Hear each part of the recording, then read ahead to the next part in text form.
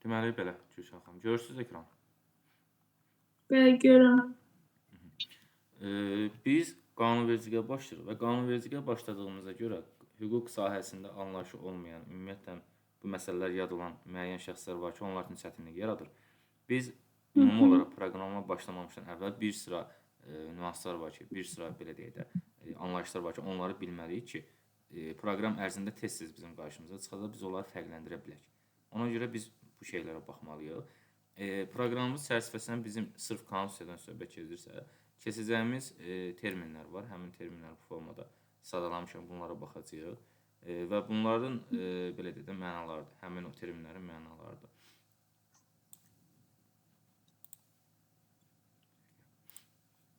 Deməli, başlayırıq ən birinci konstitusiyamızdan. Baxın, biz indi konstitusiya keçəcəyik. Konstitusiya nədir ümumi olaraq? Konstitusiya nədir? Azərbaycan Respublikasının konstitusiyası nədir? Buna baxıram deyim. Konstitusiya bir dövlətin əsasıdır. Hər hansı bir dövlətin, ola bilər ki, bu İngiltərə, Fransa, Azərbaycan, hər hansı bir dövlət fərqi yoxdur. Hər bir dövlətin konstitusiyası var. Və deyirik ki, konstitusiya niyə görə var? Konstitusiya xalq tərəfindən seçilən bir qanundur. Xalq tərəfindən qəbul edilmiş bir qanundur. Hansı ki, ən əsas qanun budur, konstitusiya. Digər qanunlar olsun, digər fərmanlar olsun, digər hüquqi sənədlər olsun, bu qanuna əsasən qəbul olunur. Bu qanundan müddəalarına əsasən qəbul olunur. Bu qanun normalarına əsasən. Ona görə konstitusiya bir dövlətin əsası sayılır və deyirik ki, konstitusiya xalq tərəfindən qəbul edilir. Bu da hər bir yerdə belədir. Hər bir yerdə dövlətin konstitusiyasını xalq qəbul edir. Demokratik ölkələrdən söhbət gedirsə. İndi baxırıq, Azərbaycan Respublikasının konstitusiyasına baxırıq. Bu konstitusiyada nələr qeyd olunur ümumiyyətlə bizim konstitusiyamızda? Bizim konstitusiyamızda qeyd olunur ki, bizim dövlət necə dövlətdir? Dövlətin əsasları qeyd olunur orada. Hakimiyyətlər necə idarə olunur? Bax, bunlardan danışılır. Daha sonra insan hüquq və azadlıqlarına, vətəndaşların vəzifələrinə, insanların vəzifələrinə, bu kimi şeylərdən danışılır. Sonra biz görürük ki, ayrı-ayrı dövlət orqanlarıdır ki, bunlar haqqında məlumat verilir bizə Milli Məclis, Prezident, məhkəmələr, prokuratura, Nazirlər Kabineti və s. Daha sonra Naxçıvandan məlumat verilir bizə. Naxçıvan statusu haqqında məlumat alırıq. Sonra baxırıq ki, hüquqi sənədlər var burada. Bir-birinə uyğun olan hüquqi sənədlər, bir-birinə zidd olan hüquqi sənədlər, hansı hüquqi sənədin statusu daha yüksəkdir, hansının statusu ondan aşağıdır və ən sonunda da baxırıq ki, konstitusiyamıza necə əlavə eləmək olar, necə dəyişiklik eləmək olar. İndi söhbət Azərbaycan Respublikasının konstitusiyasından gedirsə. Baxın, bizim konstitusiyamız 1995-ci ilin noyabr ayının 12-sində qəbul olunub. Noyabr ayının 27-sində qüvvəyə minir. İndi bunların arasında fərq nə? Deyəcəksiniz ki, noyabr ayının 12-si qəbul olunubsa, niyə görə həmin gün qüvvəyə minmir və yaxud da bunun arasında fərq nədir qəbul olmalı qüvvəyə minmək arasında? Məsəl üçün biz Milli Məclisdən keçirdik ki, hər hansı bir qanun qəbul olunur, amma qanun qəbul olunan kimi vətəndaşdan tələb olunmur ki, həmin qanuna riayət elə. Xeyr, həmin qanunu prezident dərc elətdirməlidir, ondan sonra qüvvəyə minəcək. Baxın, bizim konstitusiyada noyabrın 12-si qəbul olunur xalq tərəfindən. Ümumi olaraq hamı yığılıb, referendum deyilən bir seçki növü var, hansı ki, bütün vətəndaşların orada iştirakı təmin olunmalıdır. Hamı gəlir orada iştirak edir. Xalqın iştirakı nəticəsində noyabr ayının 12-sində bizim konstitusiyamız qəbul olunur. Və konstitusiya qəbul olunandan sonra üstündən 15 gün keçib, 15 gündən sonra dərc olunandan sonra bizim konstitusiyamız noyabr ayının 27-sində qüvvəyə minir. Yaxşı, bizim hal-hazırda oxuduğumuz konstitusiya, Azərbaycan Respublikasının konstitusiyası 95-ci ildə qəbul olunmuş konstitusiyayla birəbir eynidirmi? Xeyr. Üzərində müəyyən dəyişikliklər var, müəyyən əlavələr var. İndi o məsələlərə baxacağıq, hansılardır? Birincisi deyirik ki, konstitusiya dəyişiklik nə deməkdir? Konstitusiya əlavə nə deməkdir? Konstitusiyanın hər hansı bir mətni dəyişəndə, hər hansı bir sözü dəyişirsənsə, hər hansı bir mətni dəyişirsənsə, bir müddəanı dəyişirsənsə, bu olur dəyişiklik. Bir də var, hər hansı bir maddə əlavə olunursa, ümumi deyək ki, 156, 158 maddə. Hər hansı bir maddə əlavə olunursa və yaxud da hər hansı bir belə deyək də maddənin içərisinə hər hansı bir söz, hər hansı bir cümlə əlavə olunursa, bu adlanır nə? Əlavə. Deyirik ki, konstitusiyamızı qəbul edir xalq. Qəbul edən xalqdır. Xalqdan başqa kimsə konstitusiya qəbul edə bilməz. Nə Milli Məclis, nə Prezident, çünki elə bir səlahiyyətləri yoxdur. Xalq qəbul etməlidir. Konstitusiya dəyişikliyi kim eləyə bilər? Yenə xalq eləyə bilər. Məsəl üçün, hər hansı bir söz dəyişilsin, hər hansı bir maddə dəyişilsin və s. Bunu yenə xalq eləyə bilər. Amma konstitusiyamıza əlavədən söhbət gedirsə, deyirik ki, əlavəni Milli Məclis eləyəcək. Yadınızda qalsın. Yaxşı mı? Dəyişikliyi yalnız Demək, dəyişikliyi xalq eləyir, əlavəni Milli Məclis. Bəli, əlavəni Milli Məclis eləyir. Milli Məclis konstitusiyamıza hər hansı bir əlavə eləyir. İndi əlavələr necə olunur, bunun haqqında nə qəbul olunur, irəliləyən dərslərimizdə deyəcəm sizə. Biz sadəcə belə yadda saxlayırıq ki, dəyişikliyi xalq eləyir, əlavəni Milli Məclis.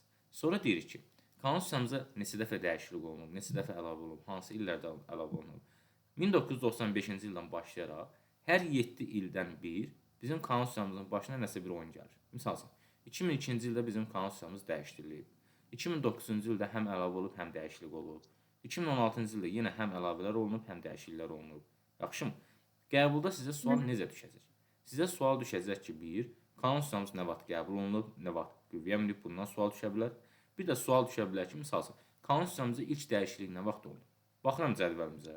Deyirəm ki, ilk dəyişiklik ilk dəfə nə vaxt olub? 2002-ci ildə. Yaxşı, bəs sual düşür ki, konstitusiyamıza ilk əlavə nə vaxt olub? Baxıram yenə 2009-cu ildə. Düzdürmü? Ayın tarixlərini yadda saxlamanıza ehtiyac yoxdur. Əlavə dəyişiklik söhbətində ayın tarixlərinə ehtiyac yoxdur. Yaxşı, illəri yadda saxlayın. 2002, 2009, 2016. İkinci bir məsələ. Deyirəm ki, konstitusiyamıza digər sual necə düşə bilər sizə qəbula? Deyəcək ki, konstitusiyamıza neçə dəfə əlavə olunub, neçə dəfə dəyişiklik olunub.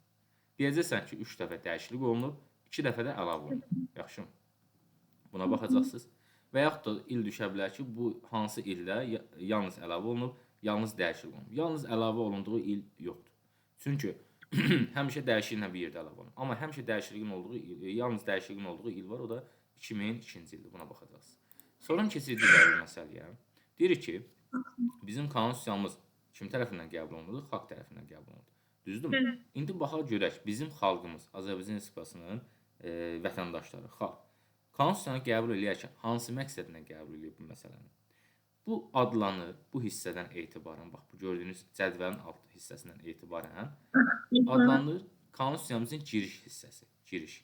Və bu hüquq dilində adlanır preambula. Yadınızda qalsın. Preambula. Preambula. Bəli, atacağım indi konspektə də baxarsınız. Preambula adlanır. Deyirik ki, preambula konstitusiyamızın giriş hissəsidir və konstitusiyamızın bir hissəsidir.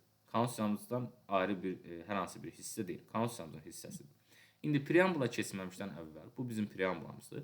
Bu da bizim konstitusiyamızdır. Yəni qəbula sual düşür ki, Azərbaycan Respublikasının konstitusiyası hansı sözlə başlayır? Baxıram ki, preambulada hansı sözlə başlayır? Azərbaycan xalqı. Baxıram ki, bəli, Azərbaycan xalqı. Baxıram ki, bölmələrə hansı bölmə hansı sözlə başlayır? Azərbaycan Respublikası. Tələbə bəzən nə edir? Tələbə çaşır. Tələbə elə bilir ki, konstitusiyamız buradan başlayır. Amma bu yanlışdır. Konstitusiyamız buradan başlayır. Ona görə qəbula sual düşəndə həmişə bu iki variant arasında qalacaqsınız imtahanda. Deyəcəksiniz ki, görürsən Azərbaycan xalqı idi, yoxsa Azərbaycan Respublikası idi. Və orada biləcəksiniz ki, Azərbaycan xalqıdır ki, niyə? Çünki preambula hissəsinə aiddir və preambulada konstitusiyamızın bir hissəsidir. İndi, baxmalı olduğumuz əsas məsələ nədir? Bizim xalq konstitusiyanı qəbul eləyərkən, birincisi, hansı hüquqi sənədə əsasən bu konstitusiyamız hazırlanıb? İkincisi, xalqımız bu konstitusiyanı qəbul eləyərkən nəyə əsas götürür? Buna baxmalıyıq. Deyirik ki, konstitusiya yazılan bir hüquqi sənəddir. Hüquqi sənəddir və konstitusiyamızı deyirik ki, 1995-ci ilin əvvəlində bir komissiya yaradılır. 13 nəfərdən ibarət bir komissiya. Bu əlavə məlumatdır. Həmin komissiyanın başçısı Heydər Əliyevin başçılığı ilə bizim konstitusiyamızın bu gördüyümüz müddəaları hamısı başlayır yazılmağa bir-bir. Sonra bu müddəalar çıxarılır xalqın qarşısına. Xalq hansı müddəana razıdırsa, onun qarşısına razıyam şarjı qoyur, hansına razı deyilsə, razı deyiləm şarjı qoyur. İndi deyirik ki, həmin bu konstitusiyamızı, həmin o komissiya hansı hüquqi sənədə əsasən hazırlamışdır? Azərbaycan Respublikasının dövlət müstəqilliyi haqqında konstitusiya aktı var. Hansı ki, biz 91-ci ildə, oktyabrın 18-də bu sənədi qəbul edərək Azərbaycan Respublikası müstəqil oldu. SSR-nin tərkibindən çıxdı. Deyirik ki, bu hüquqi akta əsasən bizim bu konstitusiyamız qəbul olunub. İndi baxırıq bəyanlara. Bəyan nədir? Yəni xalq bu konstitusiyanı qəbul edərkən nələri bəyan eləyir? Əsas məsələlərdən biridir. Baxırıq. Deyirəm ki, xalq istəyir ki, Azərbaycan dövləti müstəqil olsun, suveren olsun və ərazi bütövlüyü qorunsun. Yəni xalqımız bunu bəyan edir. İkinci məsələ. Konstitusiyamızın çərçivəsində demokratik quruluşa təminat verilsin. Nə deməkdir bu? Demokratik quruluşa təminat verilsin. Yəni ölkə olaraq biz demokratiyaya keçid edirik. Demokratik bir quruluş yaradılır. Bizim prezidentimiz olur, parlamentimiz olur, məhkəmələrimiz olur, ombudsman olur, insan hüquq və azadlıqlarına baxan, yaxşımı? Digər bir məsələ, Vətəndaş cəmiyyətinin bərqərar edilməsinə nail olmaq. Yaxşı, bu nə deməkdir vətəndaş cəmiyyətinin bərqərar edilməsi? Bu günlərin biz hakimiyyətin idarə olunmasına iştirak edə bilirik. Öz hüquqlarımız var, səs vermə hüququndan istifadə edə bilirik. Prezidenti misal üçün seçən bizik, düzdürmü? Bu vətəndaş cəmiyyətinin bərqərar edilməsi deməkdir. Və bir də deyirik ki, xalqın iradəsinin ifadəsi kimi qanunların aliliyini təmin edən hüquqi dünyəvi dövlət qurmaq. Hüquqi dövlət necə dövlətdir? Bəs dünyəvi dövlət necə dövlətdir? Hüquqi dövlət o dövlətlərə deyilir ki, həmin dövlətlərdə hər hansı bir hakimiyyətin rəhbəri öz başına nəsə bir qərar qəbul edə bilmir. Ancaq hüquqa əsaslanmalıdır. Belə dövlətlər adlanır hüquqi dövlət. Dünyəvi dövlət nədir? Həmin dövlətlərdə din mühüm rol oynamır. İki cür dövlət var. Dünyəvi, bir də dini dövlət. Dini dövlət misal üçün İran, dini dövlət misal üçün Ərəbistan, din qayda qanunlarla idarə olunan dövlətdir. Amma dünyəvi dövlət konstitusiya ilə idarə olunan dövlətlərdir. Yaxşımı? Biz dünyəvi dövlətik. Eyni zamanda hüquqi dövlətik. Sonra deyirik ki, ədalətli iqtisadi və sosial qaydalara uyğun olaraq hamının layiqli həyat səviyyəsinin təmin edilməsi. Hamının layiqli həyat səviyyəsi təmin olunmalıdır və bir də bütün dünya xalqları ilə qarşılıqlı şəkildə fəaliyyət göstərməliyik, sülh şəraitində yaşamalıyıq. Bütün dünya xalqları ilə. İndi bizim bu yuxarıda saydığımız bu müddəaları əsas gətirərək, bu niyyətləri əsas gətirərək bizim konstitusiyamız necə qəbul olunub? Ümumxalq səs verməsi referendum yolu ilə. Deyəcəksiniz ki, müəllim, ümumxalq səs verməsi referendum yolu nə deməkdir? Ümumxalq səs verməsi ümumi olaraq səs vermə bölünür iki yerə, yadınızda qalsın. Biri var referendum, biri də var seçki. Azərbaycan xalqı, misal üçün prezidenti seçəndə də səs verir, düzdür? Bu səs vermənin seçki növüdür. Bir də var səs vermənin referendum yolu. Yəni tutaq ki, konstitusiya qəbul olunanda referendumdan həll edilir məsələn. Burada artıq nəyisə seçmədik. Burada sadəcə səs verdik.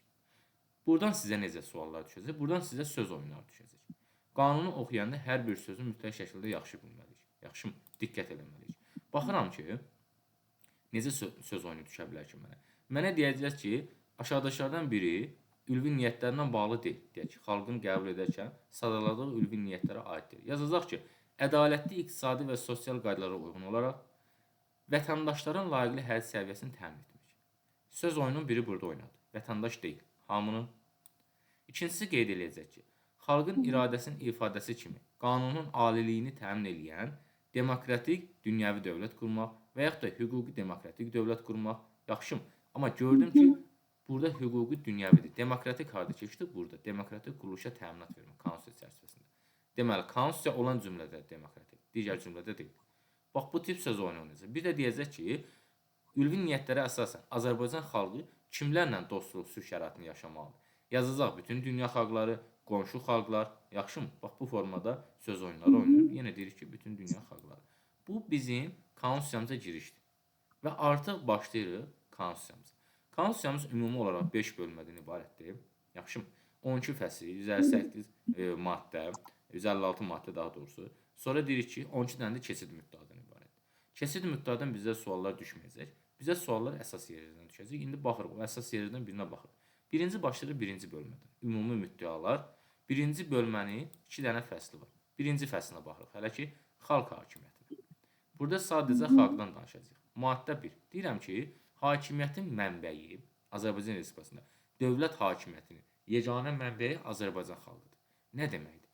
Yəni dövlətdə başçılıq edən, dövlətin idarə olunmasına iştirak edən şəxslər yalnız və yalnız Azərbaycan xalqının içərisindən seçilə bilər.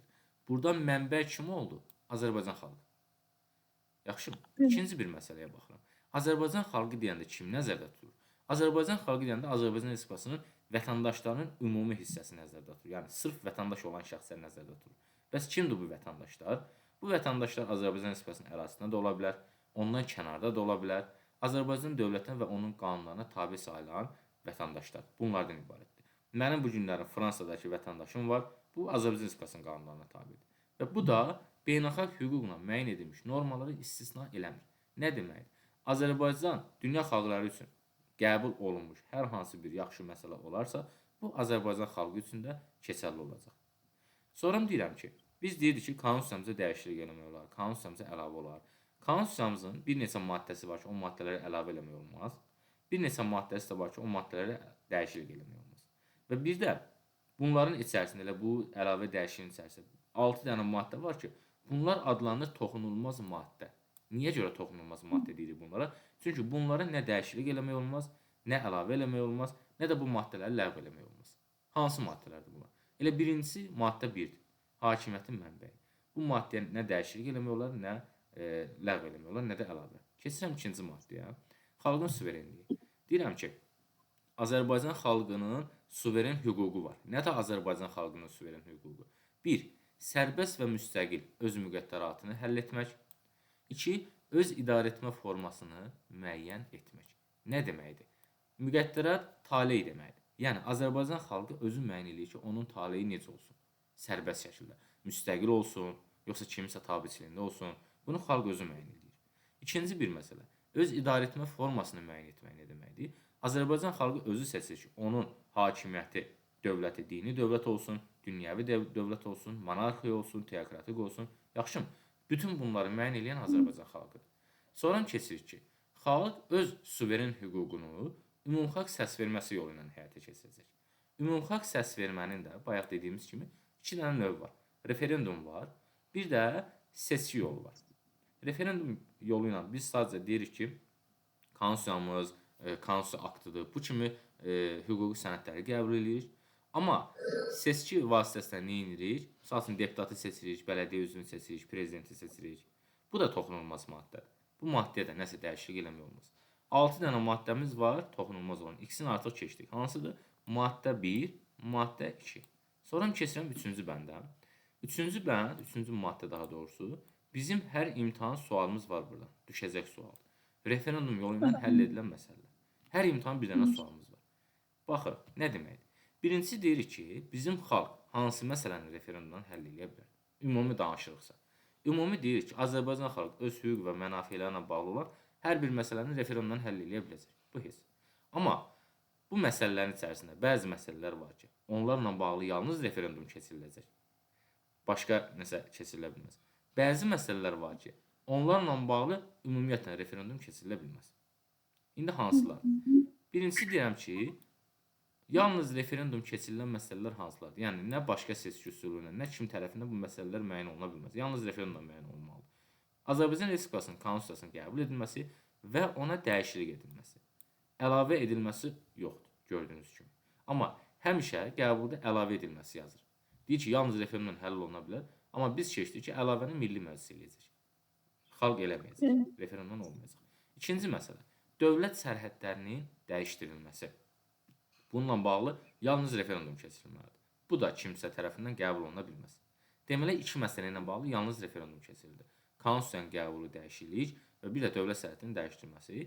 Keçirik ikinci məsələyə ki, aşağıdakı məsələlər üzrə ümumiyyətlə referendum keçirilə bilməz. Olmaz, yol verilmir. 3 dənə məsələ. Hansılar? 1. Vergilər və dövlət büdcəsi.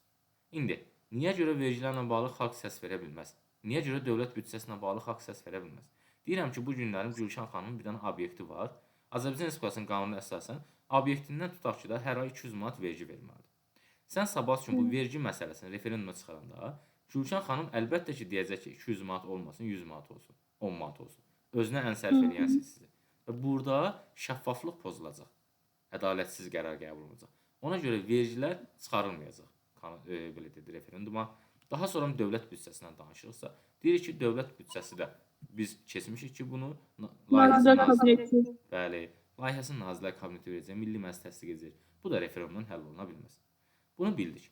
Keçirəm ikinciyə, amnistiya və əfv etmə. Nə də amnistiya, nə də əfv etmə. Aralarında fərq var. Birincisi, amnistiya hər hansı kütləvi məhbusların cəza müddətinin müəyyən qədər yüngülləşdirilməsidir. Amma əfv etmə hər hansı məhbusun daha doğrusu cəza müddətinin ümumiyyətlə ləğv olunmasıdır. Birinci fərq budur. İkinci fərq, amnistiya Milli Məclis tərəfindən həyata keçirilə bilər, onun səlahiyyətinə aiddir. Əfv etmə prezidentin səlahiyyətinə aiddir. Bu ikinci məsələ, ikinci fərq. Deyirik ki, Amnistiya Milli Məclisdir. bəli, amnistiya Milli Məclisdə, əfv etmə prezident. Deyirik ki, bununla da bağlı referendum keçirilə bilməz. Məsəl üçün, mənim bu günlərim hər hansı bir yaxınım tutulub, onunla bağlı əfv etməni referenduma çıxarsan, bütün xalq deyəcək ki, bu əfv olunsun da, düzdür? Yenə ədalətsiz qərar oldu.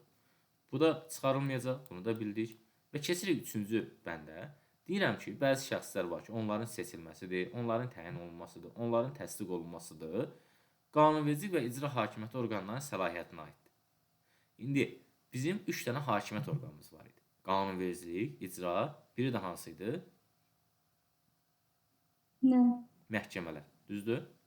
Üçüncü hakimiyyətin üçüncü qolu məhkəmələr idi. Deyirəm ki, qanunvericilik və icra hakimiyyətinə aid olan şəxslər ki var, bunlar tərəfindən seçiləcək, bunlar tərəfindən təyin olunacaq, həmin şəxslərlə bağlı referendum keçirilə bilməz. Misal, ombudsman kim tərəfindən təyin olunur? Deyək ki, Milli Məclis tərəfindən. Kim təqdimat verəcək? Prezident. Milli Məclis qanunvericilik işini həyata görəcək, prezident də ki, icra işini həyata görəcək. Deməli, ombudsmanın təyin olunması qanunvericilik və icra hakimiyyəti orqanlarının səlahiyyətinə aid olur, düzdürmü? Onunla bağlı referendum keçirilə bilməz. Baş nazirdir misal üçün kim təyin edəcək? Prezident. Onunla bağlı referendum keçirilə bilməz. Ay sağ ol. Yəni kimləri ki, qanunvericilik icra hakimiyyəti orqanları təyin edəcək, həmin şəxslərlə bağlı referendum keçirilə bilməz. Və bu maddəyə deyirik ki, artıq əlavələr qadağandır. Demirik dəyişikliklər qadağandır. Əlavələr qadağandır. Yaxşımı? Deməli, maddə 3-də biz nəyi öyrəndik? Hansı məsələlər referendumla həll olunur? Hansı məsələlər referendumla həll oluna bilər? Və hansı məsələlərlə bağlı referendum keçirilə bilməz? Bu məsələləri oxuduq. Keçirəm 4-cü maddəyə. Deyirəm ki, xalqı təmsil etmək hüququ var. Kimlərin xalqı təmsil etmək hüququ var? Əvvələn deyirəm ki, xalqı o şəxslər təmsil edə bilər ki, həmin şəxsi xalq seçir. Kimdir o? 3 cür adam var Azərbaycanda xalq tərəfindən seçilən. 1. Prezidentdir. 2. Bələdiyyənin üzvləridir. 3. Milli Məclisin deputatlarıdır. Bu şəxslərin xalqı təmsil etmək hüququ var. Prezident ümumi olaraq xalqı təmsil edir, deyək ki, və yaxud da bələdiyyə üzvləri də həmin kəndin, qəsəbənin əhalisini təmsil edir. Deputatdır, həmin rayonun, şəhərin əhalisini təmsil edir. Burada baxmalı olduğumuz məsələ nədir? Həmin bu təmsil edən şəxslər, həmin o təmsil elədiyi xalqın adından çıxış eləmək, xalqın adına müraciət eləmək, onun adına danışmaq, onu təmsil etmək hüququ var. İndi burada baxmalı olduğumuz qəbulu həmişə hansı aldadıcı suallar düşür maddə 4-ə bağlı, ona baxırıq. Burada yoxdur yazılı baxın. Necə? Siz deyirsiniz təmsil etmək hüququ var. Hə. Amma burada maddə 4-də yazıb ki, hüququ yoxdur. Təmsil etmək, danışmaq, adından danışmaq və adına müraciət etmək hüququ yoxdur. Deyir ki, xalqın seçdiyi səlahiyyətin nümayəndələrindən başqa heç kəsin belə bir hüququ yoxdur.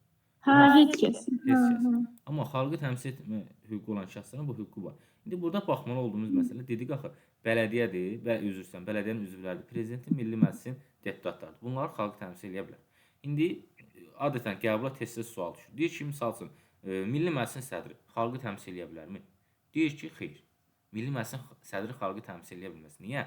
İndi keçəcək sizinlə. Çünki Milli Məclisin sədrini xalq seçmir. Milli Məclisin 125 deputatı öz aralarından seçir. İkinci məsələ, düşür suala ki, misal üçün, bələdiyyə üzvləri xalqı təmsil edə bilər, deyirsən ki, hə. Bəs bələdiyyənin sədri necə? Deyirsən ki, yox. Bələdiyyənin sədrini də bələdiyyə üzvləri öz aralarında seçir deyənə, onu xalq seçmir. Buna görə də bələdiyyə sədri xalqı təmsil edə bilməz. Bu xalqı təmsil etmək hüququ. Deyir ki, bu maddəmizdə də əlavələrin edilməsi qadağandır. Keçək ki, maddə 5-ə.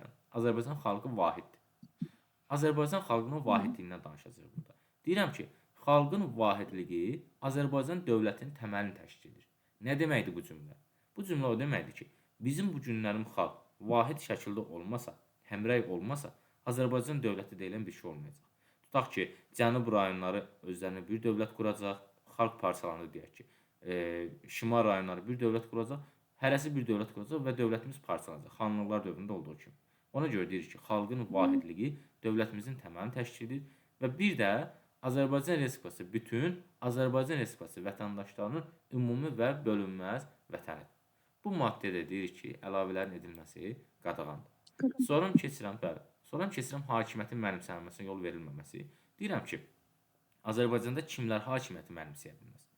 Deyir ki, xalqın heç bir hissəsi, heç bir sosial qrup, heç bir təşkilat və ya heç bir şəxs hakimiyyətin həyata keçirməsini mənimsəyə bilməz.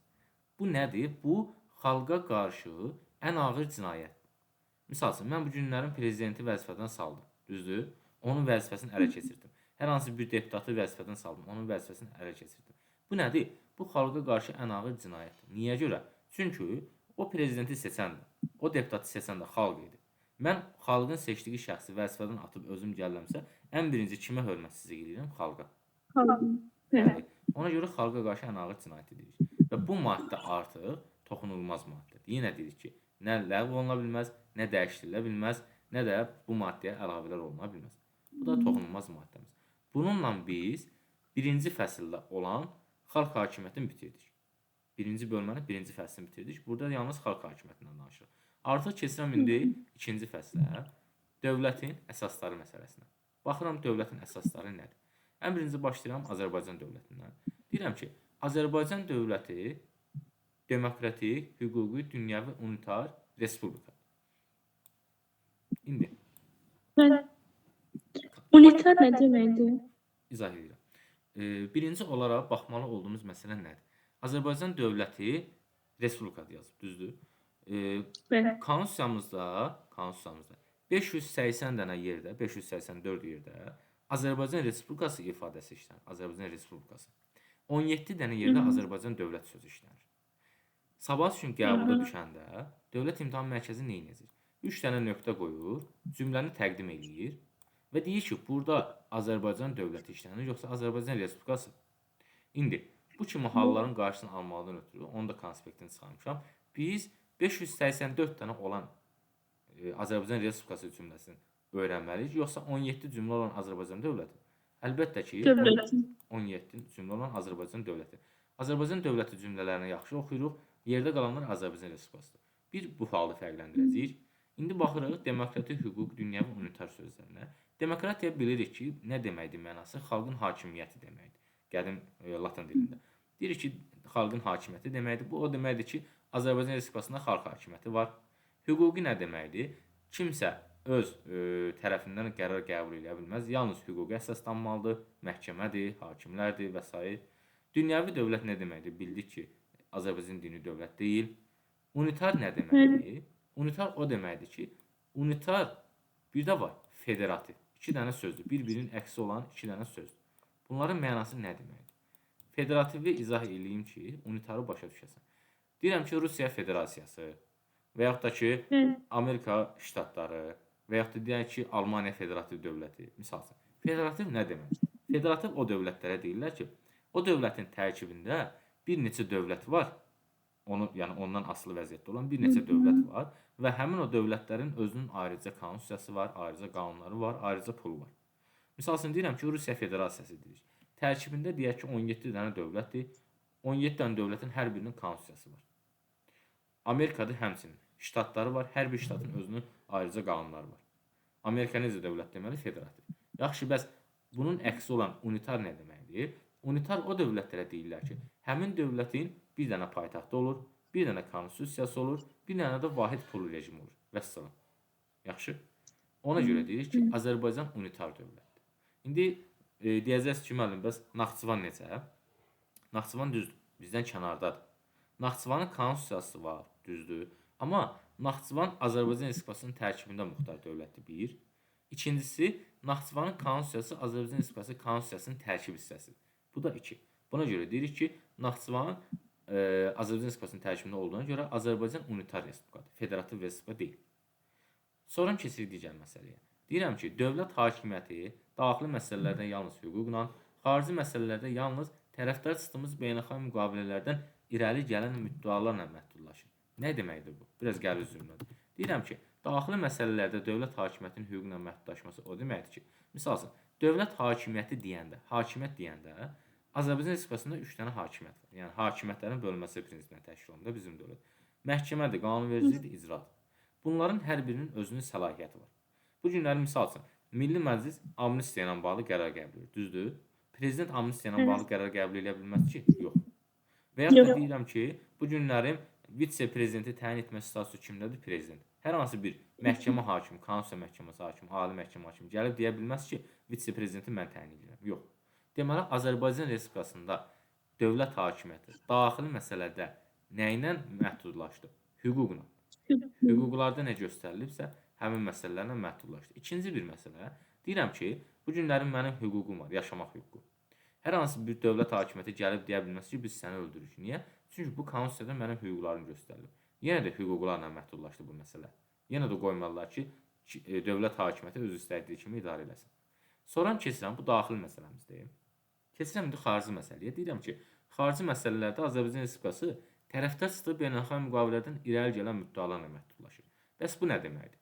Deyirəm ki, tutaq ki, mən bu günlərin bizim dövlət Fransa ilə bir müqavilə imzalayıb. Bu nə adlanır? Bu adlanır dövlətlərarası müqavilə. Ümumi adda buna beynəlxalq müqavilə deyirlər. Həmin o beynəlxalq müqavilədə göstərilir ki, misal üçün Azərbaycan Respublikası Fransa ilə öz münasibətlərini dostluq şəraitində həyata keçirəcək. Düzdürmü? İndi tutaq ki, müqavilənin bəndlərində belə bir bənd var. Azərbaycan Respublikası sabahsı gün Fransaya qarşı müharibə elan edə bilməz. Niyə? Çünki müharibə elan edəndə qanunsuz yerə olan müharibələrdən söhbət gedir. Fransa tərəfi deyəcək ki, biz səninlə müqavilə imzalamışıq, beynəlxalq müqavilə. Orada da göstərilir ki, biz dostluq şəraitində yaşamalıyıq. Sən mənə müharibə elan edə bilmərsən. Deməli nə oldu? Azərbaycan Respublikasının xarici məsələlərdə hüquqları nə ilə məhdudlaşdı? Hansı müqaviləyə tərəfdar çıxıbsa onunla. Yaxşı. Və bir də deyirik ki, dövlət hakimiyyəti hakimiyyətlərin bölünməsi prinsipi əsasında təşkil olunur. İndi hansı hakimiyyəti hansı subyekt həyata keçirir? Qanunvericilik hakimiyyəti Milli Məclis həyata keçirir. Məhkəmə hakimiyyətində məhkəmələr həyata keçirir. İndi icra hakimiyyətini prezident həyata keçirir desə yanlışdır. İcra hakimiyyətini prezident həyata keçirmir. Yazır ki, icra hakimiyyəti prezidentə mənsubdur. Niyə görə yazdı mənsub? Yəni hər bir sözün özünün mənası var. Mənsub sözü var, bir də məxsus sözü var. Bunların arasında fərq nədir? Niyə görə yazma ki, məsələn prezidentə məxsusdur? Yazır ki, mənsubdur. Deyirəm ki, əgər sənin hər hansı bir əmlakın tam formada sənə aiddirsə və onu səndən başqa kimsə idarə edə bilmirsə, o şey sənə aiddir, sənə məxsusdur. Amma bir şey həm sənə, həm digər bir şəxsə aiddir. O şey sənə mənsubdur. Misal, Xəzər dənizi deyirik ki, Azərbaycana mənsubdur. Niyə? 5 dənə dövlətlə yanaşı həm də bizim payımız var orada. Digər dövlətlərin də payı var, düzdür? Onlar da bizimlə yanaşı Xəzərdən istifadə edir. Buna görə deyir ki, Xəzər dənizi Azərbaycana mənsubdur, məxsus deməliyik. Sonra deyirəm ki, icra hakimiyyəti prezidentə mənsubdur. Nə deməkdir bu? Prezident icra hakimiyyətin həyata keçirmək üçün nə yaradırdı? Nazirlər Kabineti. Nazirlər Kabineti. Çünki bu işi tək başına yerinə yetirə bilmir. İndi icra hakimiyyətini həm prezident, həm də Nazirlər Kabineti həyata keçirir daxil. Hər ikisi. Ona görə deyirik ki, prezidentə mənsubdur, məxsus deyil. Və deyirəm ki, bu hakimiyyətin 3 dənə qolu, hər biri öz aralarında qarşılıqlı şəkildə fəaliyyət göstərəcəklər, öz səlahiyyətləri çərçivəsində də müstəqildirlər. Və bizim bu maddəmiz də toxunulmaz maddədir. Yəni bu maddədə bayaq dediyimiz kimi dəyişiklik əlavələr eləmək olmaz. Bu hakimiyyətlər öz səlahiyyətləri çərçivəsində müstəqildir. Heç biri heç birinə tabe deyil. Maddə 7. Keçirəm maddə 8-də dövlətin başçısına. Bizim dövlətin başçısı prezident, bunu bilirik. Həm daxildə, həm xarici münasibətlərdə Azərbaycan dövlətini təmsil edir. Biz bundan əvvəl keçdik ki, prezident həm də Azərbaycan xalqını təmsil edir axı. Həm xalqı, həm də dövləti təmsil edən yeganə şəxs prezident, yadınızda qalsın, Azərbaycanda. İkinci bir məsələ. Prezident xalqın vahidliyini təcəssüm etdirir, dövlətçiliyinin varisliyini təmin edir. Nədir vahidliyini təcəssüm etdirmək? Prezident necə seçilir? Ümumi olaraq xalqın səs verməsini. Xalqın 50%-dən çoxu səs verməlidir. Xalqın 50%-dən çoxu vahid şəkildə birləşib prezidentimizi seçir və biz də o prezidentə baxanda həmin o vahid xalqın vahidliyini görürük. Yəni prezident onu əks elətdirir, onu təcəssüm elətdirir. Bu deməkdir. İkinci bir məsələ. Deyirik ki, Azərbaycan dövlətçiliyinin varisliyini təmin edir. Özündən əvvəl gələn şəxsdən, hansı ki hakimiyyəti alır, özündən sonra gələcək şəxsə həmin hakimiyyəti ötürür. Bu da olur dövlətçiliyin varisliyinin təmin edilməsi. Sonra keçirik ki, prezidentimiz bir sıra məsələlərin təminatçısıdır. Hansı məsələlər? Yəni o məsələləri yerinə yetirməyəndə prezidentimiz buna görə məsuliyyət daşıyır. Hansılar? 1. Azərbaycan Respublikasının, Azərbaycan dövləti müstəqilliyinə söhbət gedirsə, buna görə məsuliyyət daşıyacaq, yəni müstəqilliyimizi təmin etməlidir. Ərazi bütövlüyümüzü təmin etməlidir. Sonra tərəfdar çıxdığımız beynəlxalq müqavilələrə riayət olunmasının təminatçısıdır. Bunların təminatçısıdır. Və bir də deyirik ki, prezident məhkəmə hakimiyyətinin müstəqilliyinin təminatçısıdır. 3 dənə hakimiyyətimiz var idi axı. Milli Məclis, prezident, məhkəmə.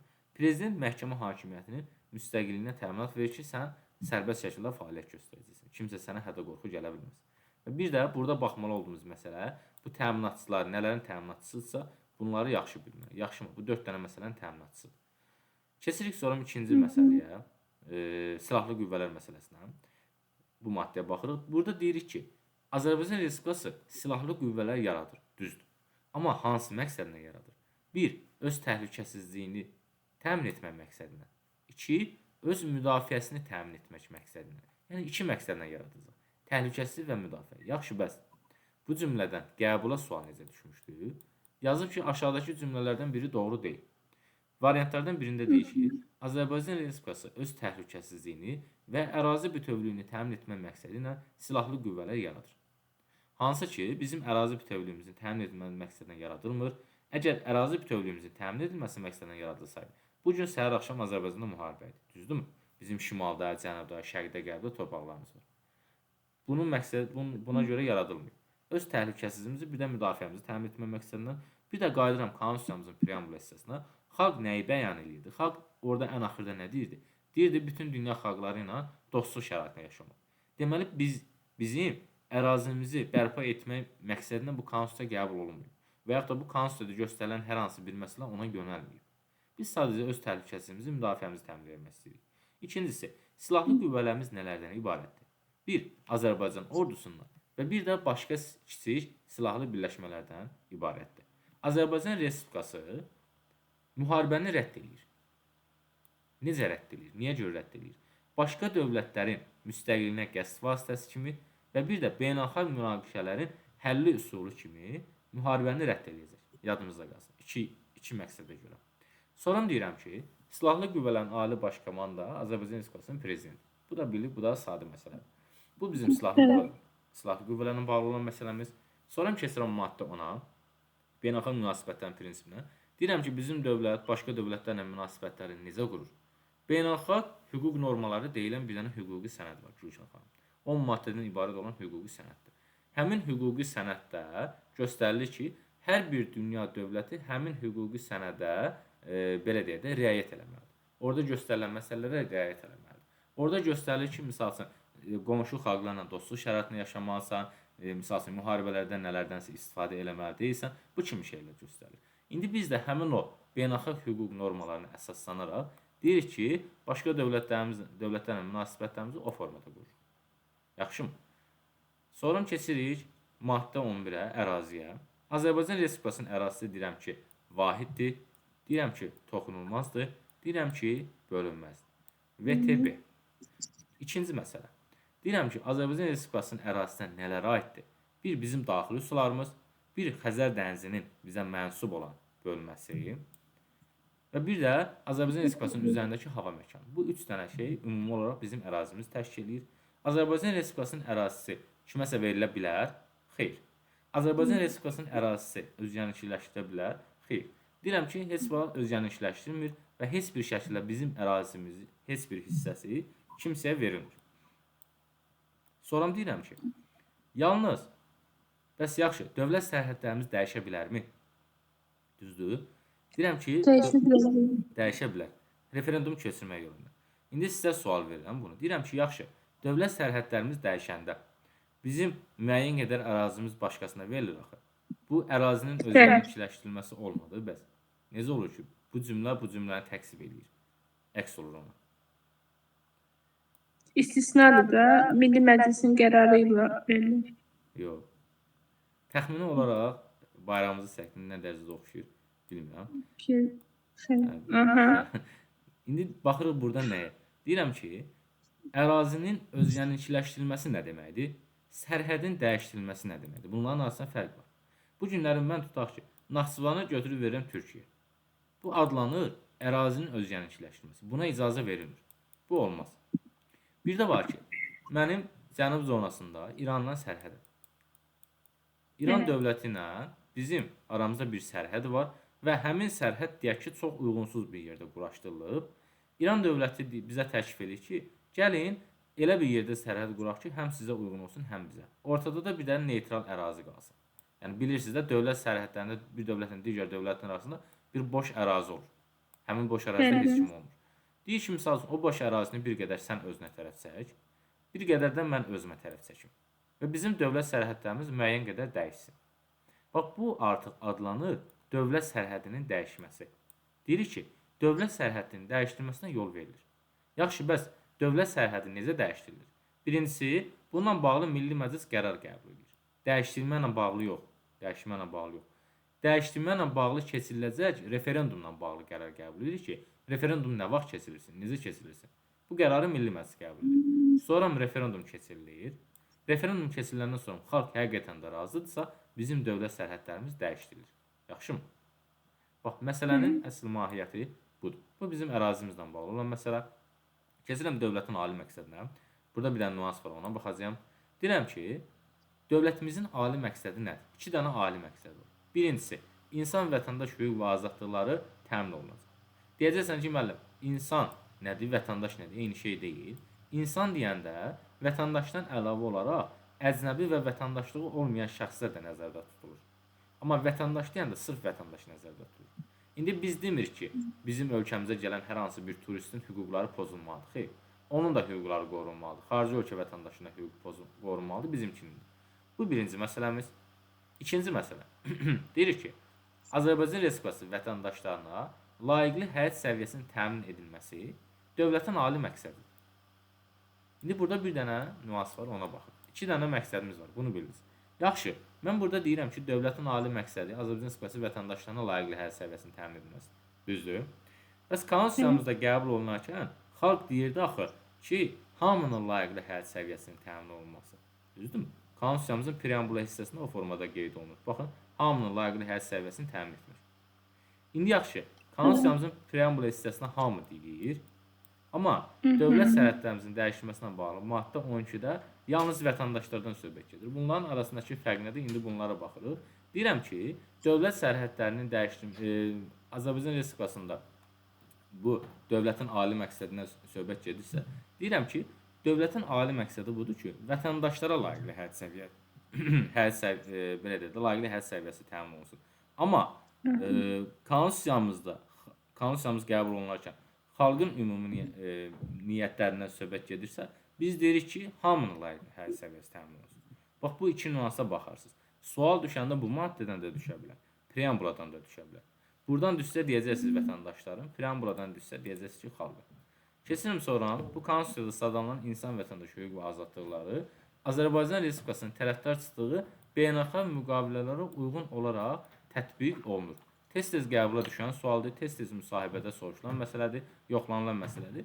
Burada baxmalı olduğumuz məsələ nədir? Bizim bu sadaladığımız insan vətəndaş hüquq və azadlıqları olacaq, azadlıqlar olacaq. İndi keçəcək həmin məsələləri sizinlə növbəti dərsdə. Bax, deyirik ki, bunlar beynəlxalq müqavilə uyğun olaraq tətbiq olunur. Niyə?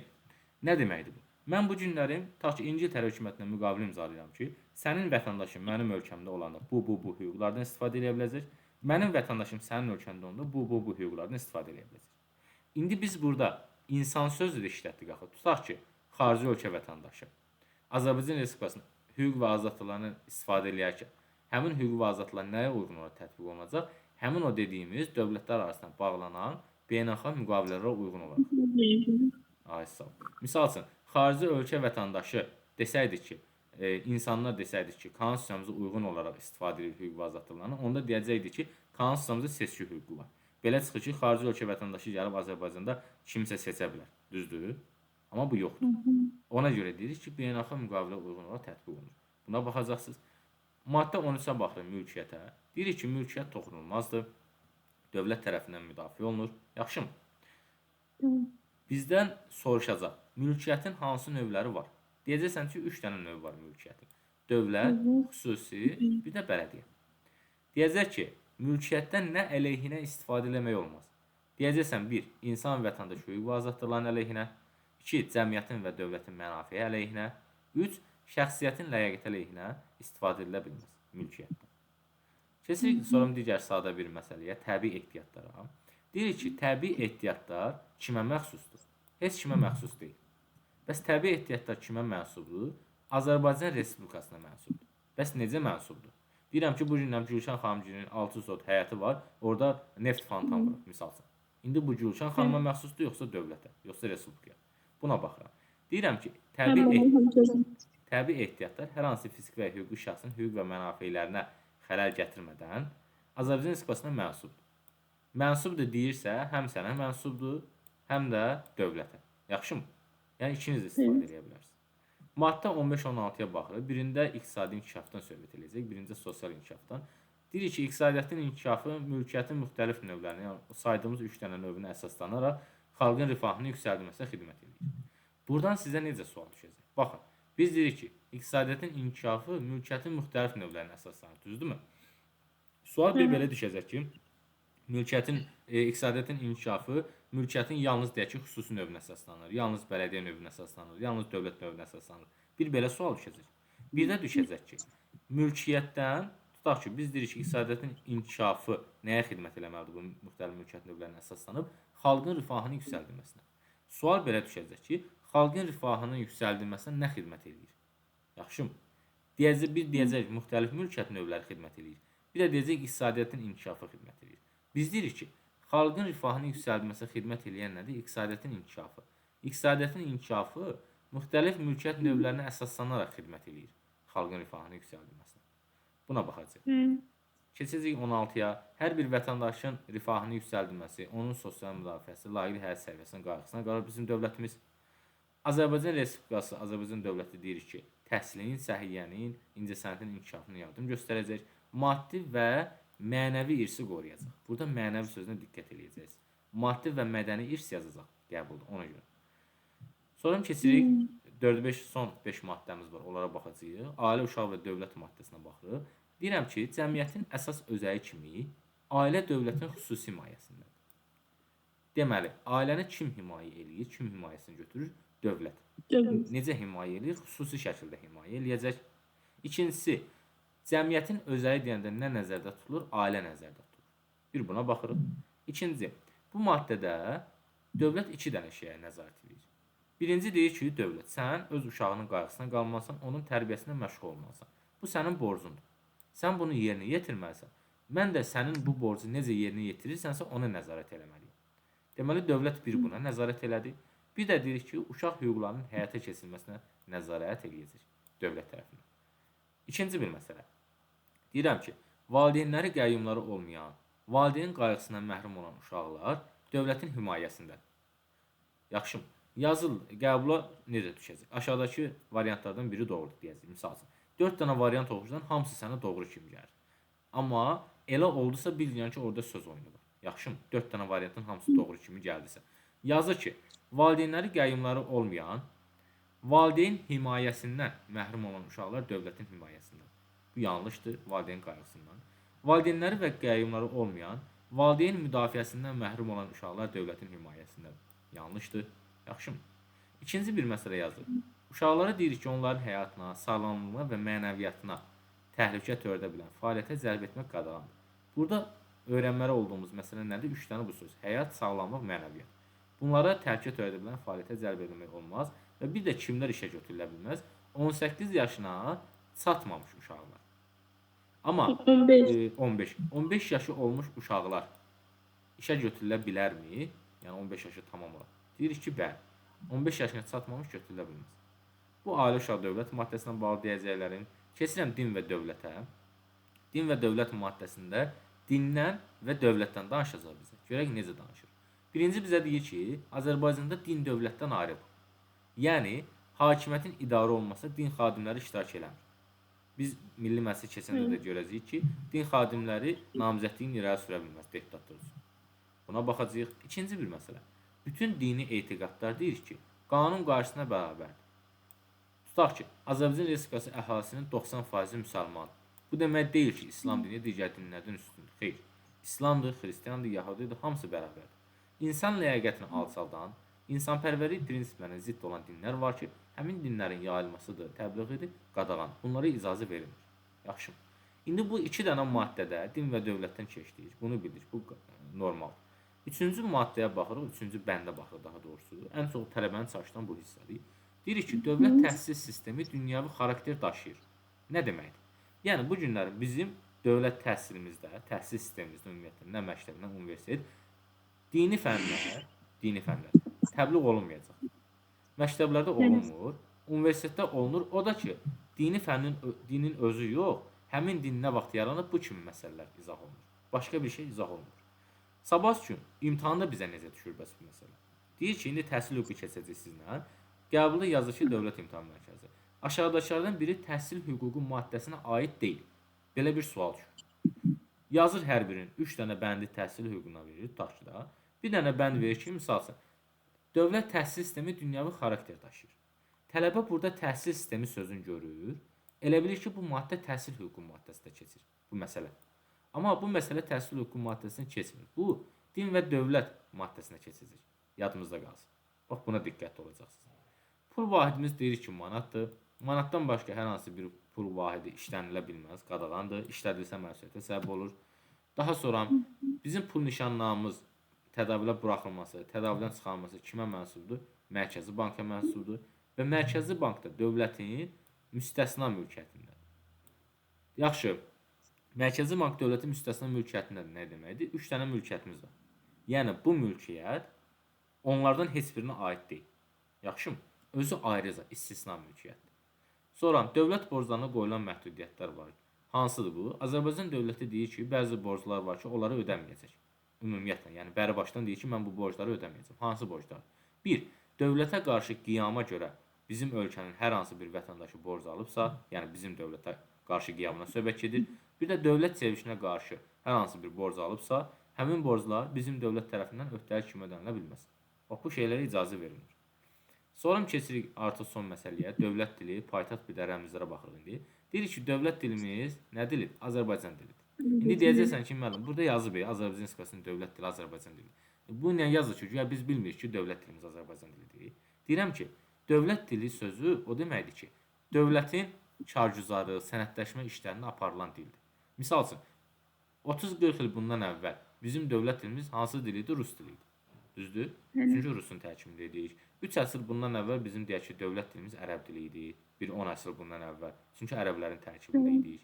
Hal-hazırda biz müstəqillik və buna görə deyirik ki, bizim dövlət dilimiz Azərbaycan dilidir. Və Azərbaycan Respublikası Azərbaycan dilinin inkişafını təmin edəcək. Və Azərbaycan Respublikası bu dillə yanaşı əhalinin danışdığı başqa dillər var ki, onların da sərbəst işlədilməsini, eyni zamanda hətta və hətta inkişafını təmin etməlidir. Yaxşı mı? Sual verirəm sənə, misal üçün. Deyirəm ki, biz tutaq ki, İrəvana qədər getdik, çıxdıq, Ermənistanda aldıq. Bu hissələr bizim olur. Və burada ermənilər yaşayır. İndi Azərbaycan dövləti, Azərbaycan Respublikası erməni dilinin inkişafı üçün şərait yaratmalıdır, yoxsa yox? Deyil. Niyə? Çünki ora bizim ərazimiz olub da. Bildim. Biz ora getmişiksə öz dilimizə danışmalıyıq. Bildim. Öz ərazimizə Bildim. almışıqsa. Ora bizim ərazimiz. Başa düşdüm. Düzdür? Aldıq oranı. Bizim ərazimiz. Amma orada yaşayan əhali də var axı. Bax, konstitusiyamızda deyirik ki, əhalinin danışdığı başqa dillərin də sərbəst işlədilməsi və inkişafını təmin etməlidir. Orada yaşayan erməni xalqı da var. Onların da dilləri təmin olunmalıdır. Məktəblərdə öz məktəbləri olmalıdır. O dil tədris olunmalıdır. Necə ki, bu gündən Azərbaycan Respublikasında da var belə bir yerlər. Misal üçün, Azərbaycan Respublikasında niyə görə rus dili tədris olunur ki, məktəblərdə? Ləğv olunsun da. Və yaxud da niyə görə ingilis dili tədris olunur ki, ləğv olunsun? Düzdür? Deməli, biz bunu eləməliyik. Və bu maddə, dövlət dili maddəsi də toxunulmaz maddələrdən biridir. Buna da nə dəyişiklik əlavə heç eləmək olmaz. Sonra keçirəm ki, Azərbaycan Respublikasının paytaxtı Bakı şəhəridir. Bu, konstitusiyamızda bu formada qeyd olunur. İndi deyirəm ki, Gülşah xanım, mən buradan Bakı şəhəri sözünü götürdüm. Bura yazdım Gəncə şəhəri. Bu nə adlanacaq? Konstitusiyamıza əlavə, yoxsa konstitusiyamıza dəyişiklik? Dəyişiklik. Dəyişiklik. Yaxşı, mən konstitusiyamıza dəyişiklik eləmək üçün, bura Gəncə sözü yazmaq üçün nə etməliyəm? Bunu Milli Məclis eləməlidir, yoxsa referendumdan xalq eləməlidir? Milli Məclis. Axı, bu dəyişiklik də əlavə deyil. Konstitusiyamızın qəbuludur, dəyişiklikdir. Bununla bağlı referendum keçirilirdi, düzdür? Qəbulu, dəyişiklik, referendum, əlavə Milli Məclis. Əlavə Milli Məclis. Amma mənim dediyim Gəncə söhbəti dəyişiklikdir, düzdür? Bununla bağlı referendum keçirilməlidir. Xalq qərar verməlidir ki, paytaxtımız hara olsun. Və sonuncu maddə baxır dövlət rəmzlərimizə. Dövlət rəmzlərimiz 3 dənə dövlət rəmzi var. Bildik. Dövlət bayrağıdır, gerbidir, bir də himnidir. Tələbələrin ən çox çaşdığı məsələdən biri nədir? Yəni, bunu sınaq kimi keçirmişəm. Tələbənin 80% bu suala səhv cavab verir. Tələbənin 80% Azərbaycan Respublikası dövlət bayrağının yuxarı rəngi hansıdır onu bilmir. Mavi sözü də var, göy sözü də var. Qəbulda həmişə göy sözü salınır. Göy sözünə fikir verin. Tələbə götürdüyü ki, yuxarı rəng göy rəng. Bax bu yanlışdır. Yadımızda qalsın. İkinci bir məsələ. Deyirik ki, bayrağımızın eninin uzuna nisbəti 1 bölünmüş 2-dir. En həmişə uzundan kiçik olur, düzdür? En 1 olur, deyək ki, uzun 2. Nə demək? 1 bölünmüş 2. Bu nisbətdə verilir. Sonra deyirik ki, baxın, dövlət rəmzlərimizdən bağlı 3 dənə mühüm qayda var. 3 dənə mühüm qayda. Biri var, dövlət rəmzlərimiz nə ilə müəyyən olunur? Biri var, dövlət rəmzlərimizin istifadə qaydası. Nə ilə müəyyən olur? Necə istifadə olunmalıdır? Bayraq harda istifadə olunmalıdır? Gerb harda istifadə olunmalıdır?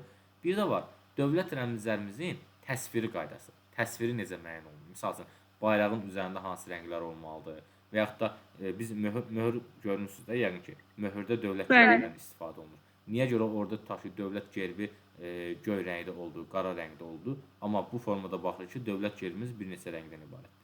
İndi deyirik ki, qəbulda sənə sual düşsə. Sual düşsə ki, Azərbaycan Respublikasının dövlət rəmzləri nə ilə müəyyən olunur? Deyəcəksən ki, Azərbaycan Respublikasının konstitusiyası ilə. Bu bir.